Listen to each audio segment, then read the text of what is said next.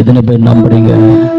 என் மேல கர்த்தருடைய வெளிச்சம், என் மேல கர்த்தருடைய வெளிச்சம், என் மேல கர்த்தருடைய வெளிச்சம் நடு பகலிலும் நடு ராத்திரியிலும் நடு ஜாமத்திலையும். சொல்றல ஐயா, இரவு வந்தாவே பயமா இருக்குது ஐயா, பொழுது விழுந்தாவே பயமா இருக்குது, பொழுது போனாவே பயமா இருக்குது.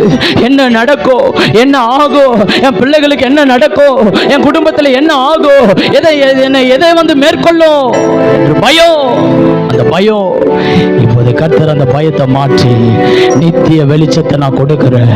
நடு பகல் வரைக்கும் அந்த நித்திய வெளிச்சம், நடு பகல் வரைக்கும் அந்த நித்திய வெளிச்சம், நடு ராத்திரி வரைக்கும் அந்த நித்திய வெளிச்சம், நடு ஜாமம் வரைக்கும் அந்த நித்திய வெளிச்சம். உன் நடுவுல அந்த நித்திய வெளிச்சம், உன் குடும்பத்துக்கு நடுவுல அந்த நித்திய வெளிச்சத்தை கர்த்தர் உனக்கு கட்டளையிடுவாராக. இந்த 7வது மாதத்தில் அந்த நித்திய வெளிச்சத்துக்குள்ள நட. அந்த நித்திய வெளிச்சத்தோடு புறப்பட்டு போ, அந்த நித்திய வெளிச்சத்தோடு கடந்து போ. அந்த